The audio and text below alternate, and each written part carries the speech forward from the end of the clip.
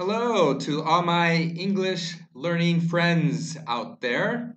My name is Jeff.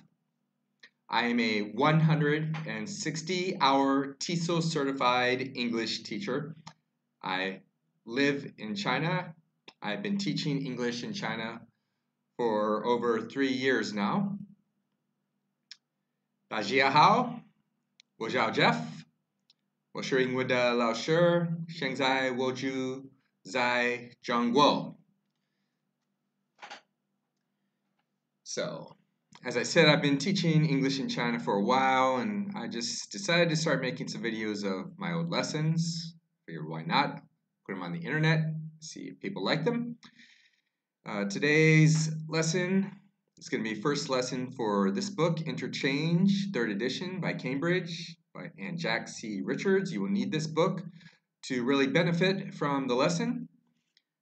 If you don't have it, you might want to buy it and come back later. You can get it on Amazon. If you're in China, it might be cheaper to get it through Taobao.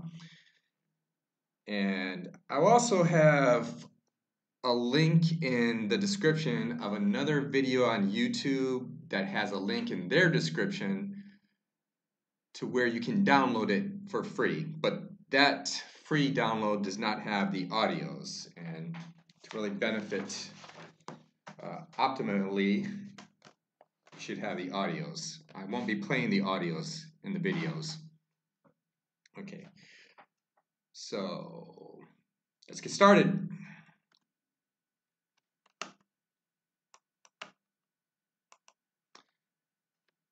That's what friends are for, is the name of the unit. Starting off with Unit 1 on page 2. So first of all, what do men and women look for most in a partner? Okay, so look at the top of page 2 in part 1 of Unit 1 called Snapshot. You see a list of qualities that women and men look for. And so what are some important differences between men and women? Well, so it seems like women are more interested in how financially secure a man is, his sense of humor. Men are more interested in physical appearance and social skills, homemaking ability.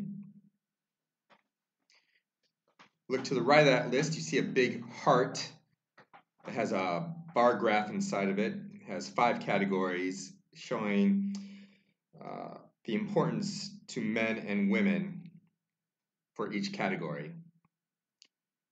If the dark bar is taller, then it's more important to men. If the light bar is taller, then that category is more important to women. So which ones are more important to men?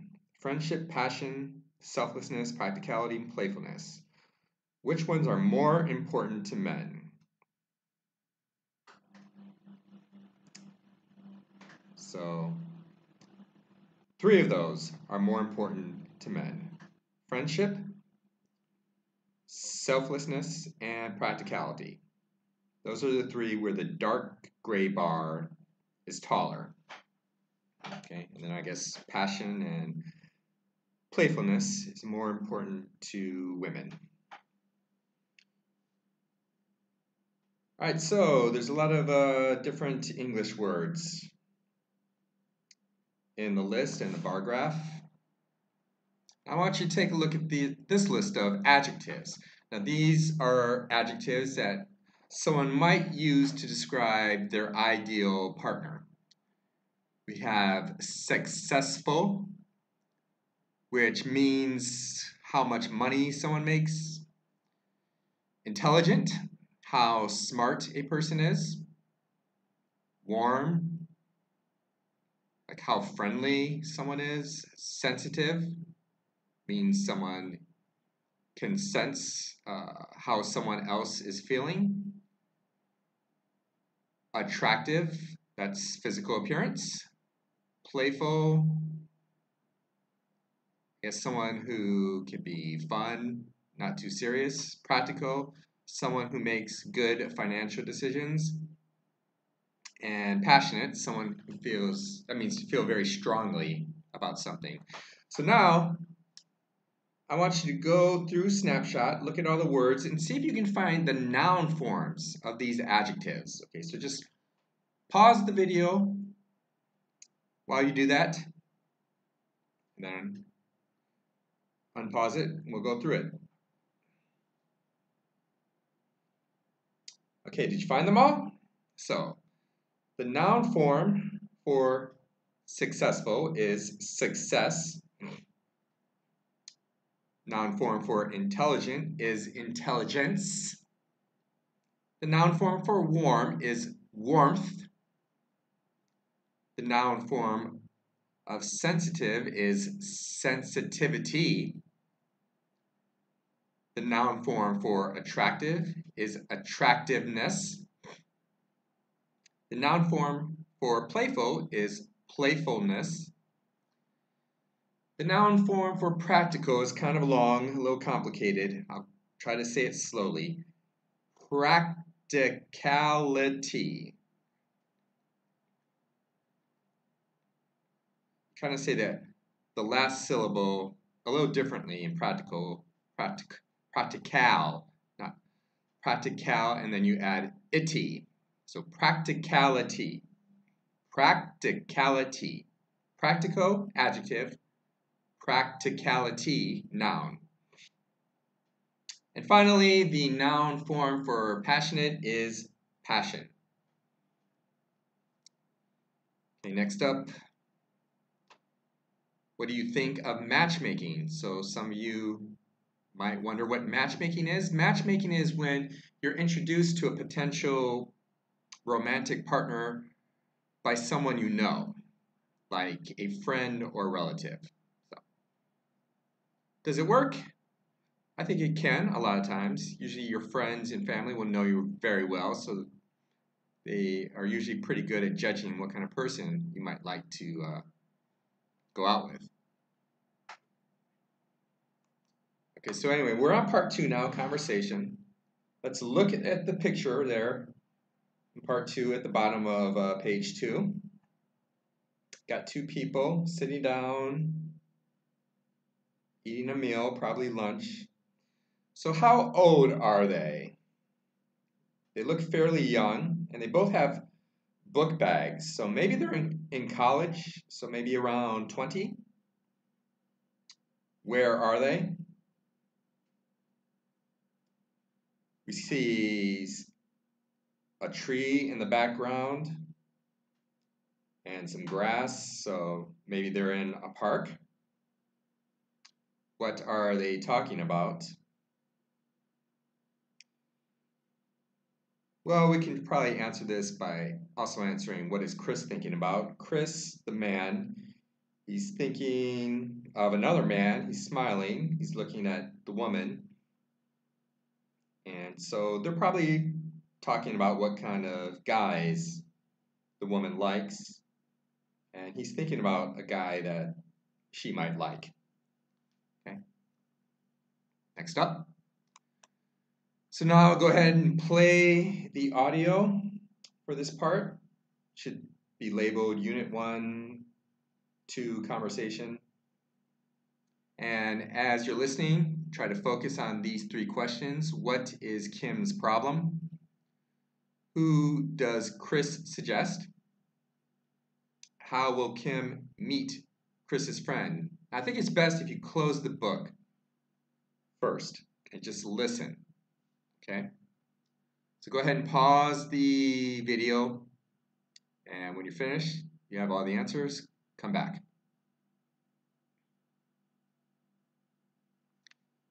All right, so Kim's problem is that there's a party and she has no one to go with, although really I don't think it's really necessary to bring a date or a partner to a party. That's where you go to meet people. But anyway, that's what it says in the conversation. Her problem is there's a party and she has no one to go with. And who does Chris suggest? He suggests Bob Branson. How will Kim meet Chris's friend? Chris says he will ask him to meet them for coffee.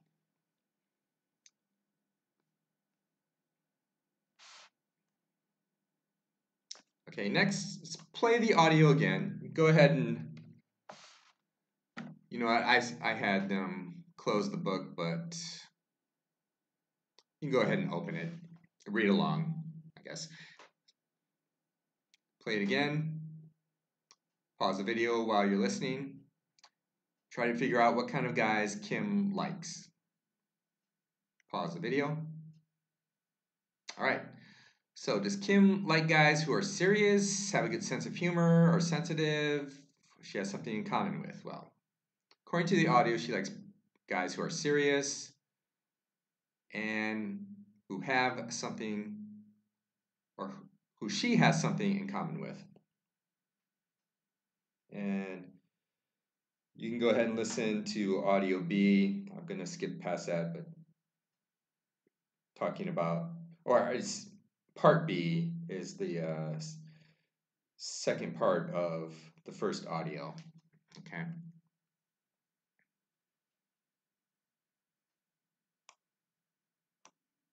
Okay, let's skip that. Okay, next we're going to talk about relative pronouns. We just used that in the last slide we really looked at. So a relative pronoun connects two phrases and gives more information. So where's the relative pronoun in here? Okay, it's this right here. Who is the relative pronoun? Okay, you can also use that. Usually either one is fine. Okay, so now they're necessary when the relative pronoun is the subject. For example, I like guys who aren't too serious. Now, how can you tell who is the subject? Well, you would ask yourself, is the relative pronoun or who serious? Is that describing like who? Yes, it is. Okay. And now, they're not necessary when they are the object. That's a judgment call. So here's the example. I'd prefer someone who I can talk to easily. You can also say, I'd prefer someone I can talk to easily. Either way sounds fine. Now, the way you know this is using who as an object, you just ask yourself, is the relative pronoun talking? No. I, the pronoun I, is the one talking. Okay. I is talking. It says I can talk to. That means I is talking. So the relative pronoun represents the person who will be talked to. So the relative pronoun is the object and is optional.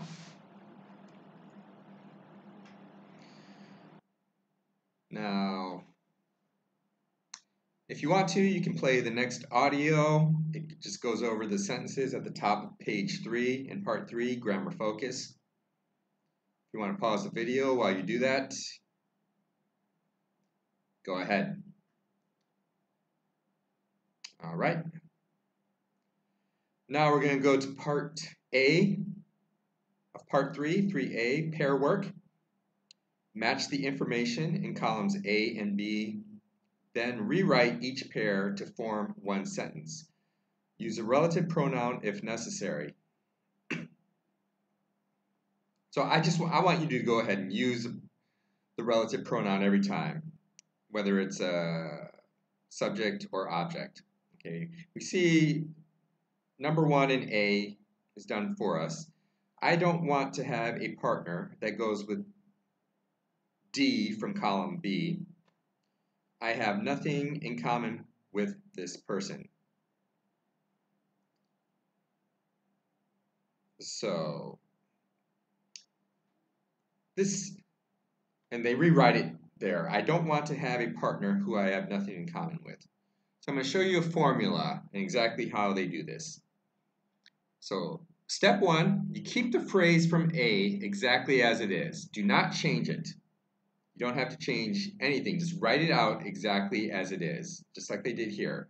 You see the phrase in A is, I don't want to have a partner. That is exactly the first 1, 2, 3, 4, 5, 6, 7 words of the sentence you have to rewrite. I don't want to have a partner. And then now after that, step 2, you just write who or that. Just go ahead and write, let's just work with who for all of these, okay? And then after who, you're going to take the sentence that is in column B, and then you're going to remove either these people or this person. So D goes with 1, and that sentence is, I have nothing in common with this person. So you just remove this person, that leaves you with I have nothing in common with. And you can see that's exactly what they wrote after who. So the whole thing is, I don't want to have a partner, that's step 1. Who, that's step 2. I have nothing in common with, that's step 3. Okay, so show this to you a little more clearly. So this is a sentence from BD, column B, letter D. I have nothing in common with this person. So what do? They just removed this person, and then they added that after who. Okay? Now let's look at letter A in column B. I think it's easier to go through B and find out which one from A they go with. So the sentence in BA is, these people are organized and intelligent. So which one does that go with? Does that go with people you like to meet, number 2, number 3, roommates, number 4, people you don't like, number 5, people you want to discuss your problems with, or friends you want to discuss your problems with, or number 6, a boss, or number 7, teachers.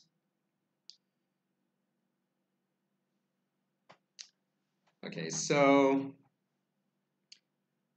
maybe that could go with a couple of these, maybe a boss, but then you look at B, this person has good leadership qualities. That would probably go better with describing a good boss. So BA, these people are organized and intelligent, would fit best with teacher, okay? So let's look at the formula again, okay?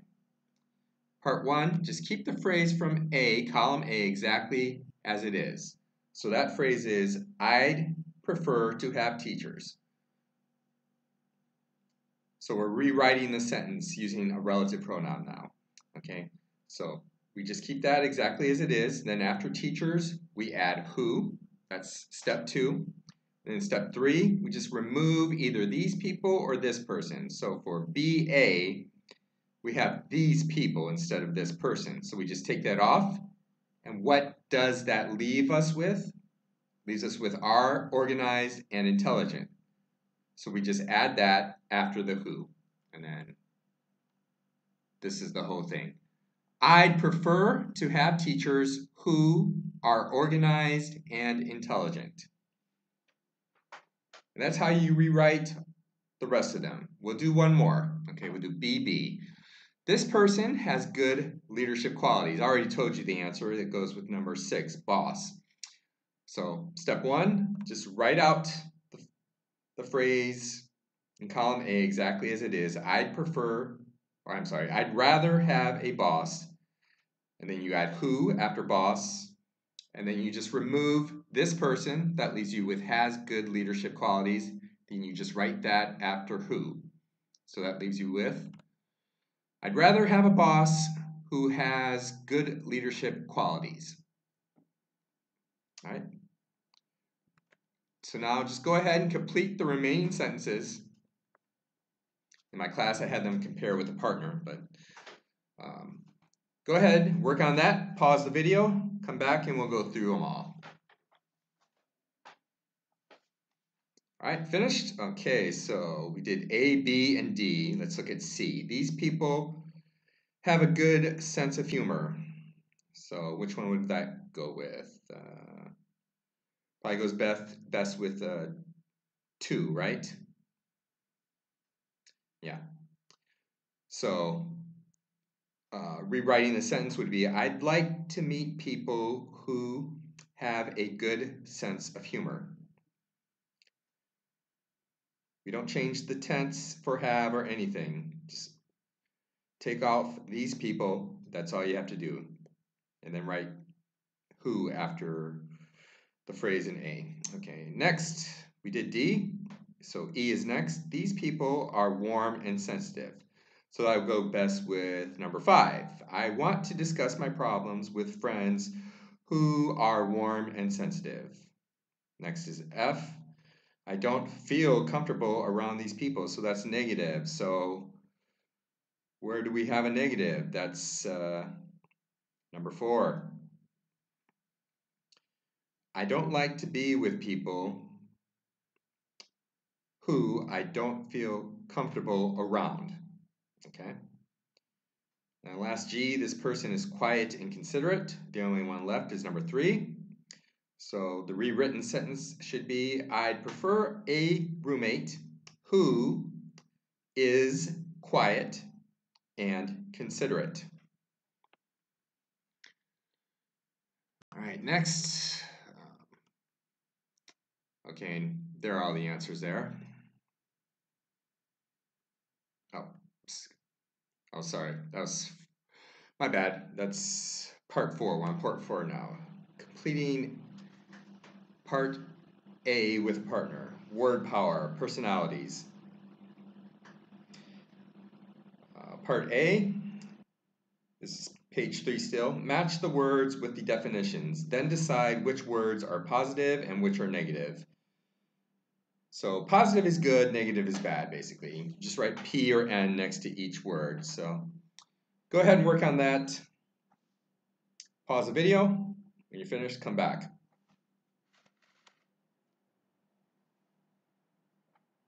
Okay, ready? Okay, well first, anyway, they give you the first one. It's sociable. Goes with F. That's a person who enjoys being with other people. That's a positive adjective. Next is intolerant. That goes with A person who won't accept other people's differences. And that is negative. Intolerant. Intolerant. Number 3, modest. Modest. That goes with I. Someone who doesn't brag about his or her accomplishments. Positive or negative? Positive. Next is, this is a long one. Try to do it slowly. Number 4. Temperamental. Temperamental. Okay, and that goes with G. A person who has unpredictable or irregular moods. Next is egotistical. Egotistical. Egotistical. And that is C. Someone who expresses a very high opinion of him or herself. And that is negative. Next, number 6, easygoing. Easygoing is H. A person who doesn't worry much or get angry easily. Easygoing. Number 7, stingy. Oh, sorry, easygoing, that's positive. I don't know if I said egotistical was negative, but easygoing, positive. Next is stingy. That is B. Someone who doesn't like giving things to people. Ungenerous. That's negative. 8, unreliable. Letter E, a person who doesn't do what he or she promised. So is that positive or negative? It is negative. Last, number 9, supportive. Supportive. That's D. Someone who is helpful and encouraging. So, here are the answers. 1 is F, 2 is A, 3I, 4G, 5C, 6H, 7B, 8E, 9D. Okay, so now let's practice. Close your book. I will read the definitions. See if you remember the answer. Okay? So, let's see. So, first, a person who won't accept other people's differences. Which one is that? Does anyone remember the word? Don't look in your book. Try to remember. Okay, so that one is intolerant. Intolerant. A person who won't accept other people's differences. Next, someone who doesn't like giving things to people. Which one is that? That one is stingy. Stingy. Doesn't like giving things to other people. Next, someone who expresses a very high opinion of themselves. Okay, this one's kind of hard. A little hard. Egotistical. Okay, that's egotistical. Next, someone who is helpful and encouraging.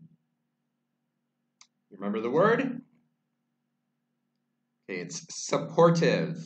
Supportive, helpful and encouraging. Next, a person who doesn't do what he or she promised.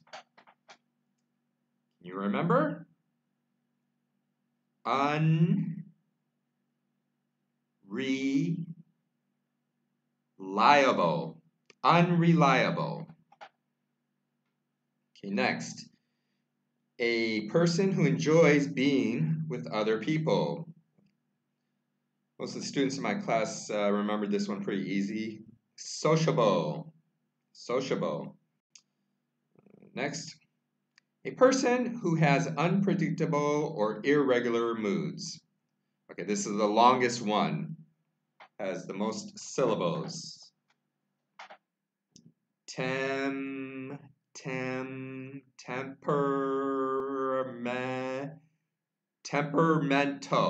Okay, temperamental. Next, a person who doesn't worry much or get angry easily. So, is that budashin? Is that worry? Not worry? So that's easygoing. Or danshin, I mean, danshin, I think it is. I think that's worry. So Buddha danshin, I think. Last, someone who doesn't brag about his or her accomplishments.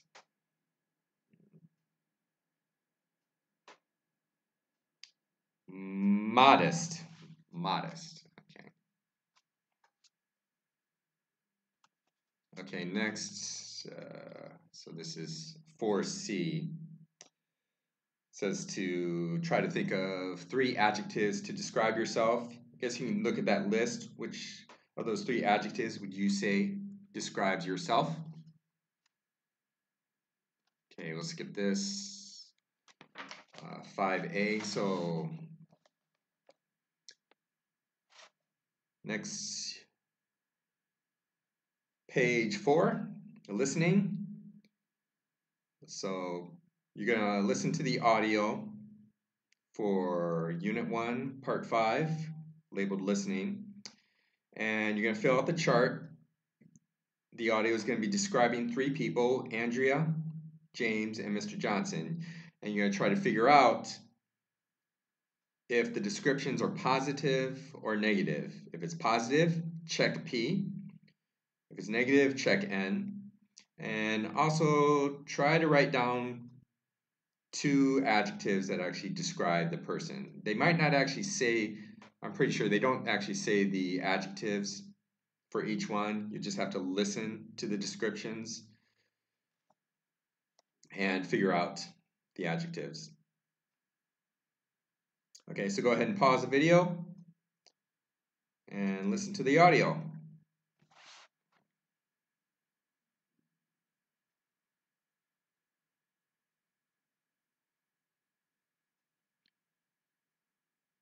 Okay, so here are the answers,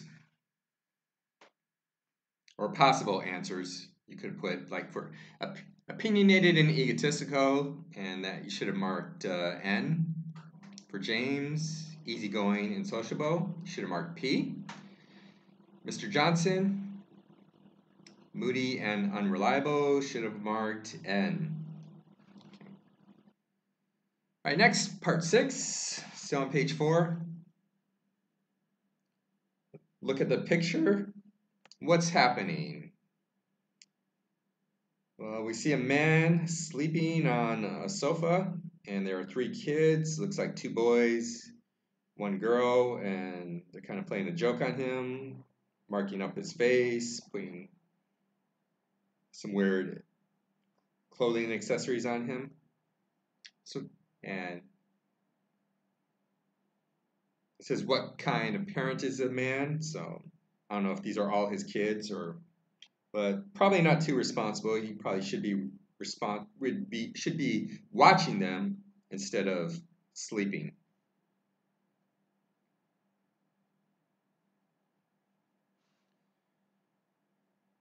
Okay, so now let's look at A.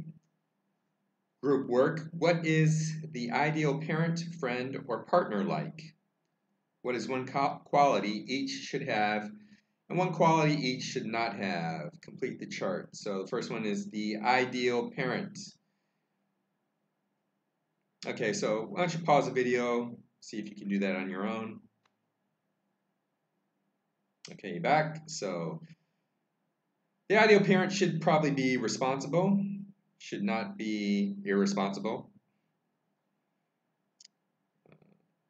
The ideal friend should be loyal,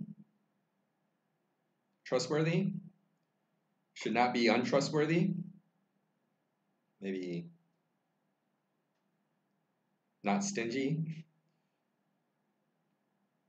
And the ideal partner should be maybe passionate, supportive. They should not be greedy, should not be disloyal. Okay.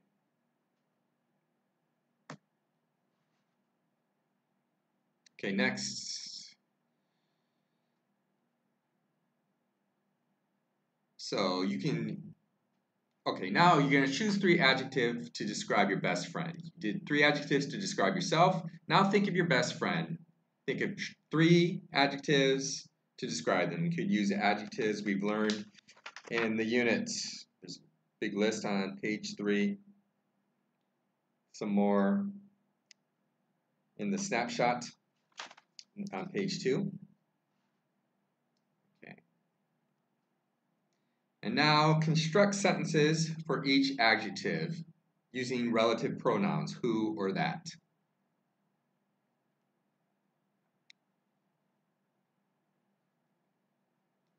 All right. What I had my class do is just read their sentences off to a partner. If you have a partner, great. Go ahead and read your sentences off to them. If not, I don't know. Try to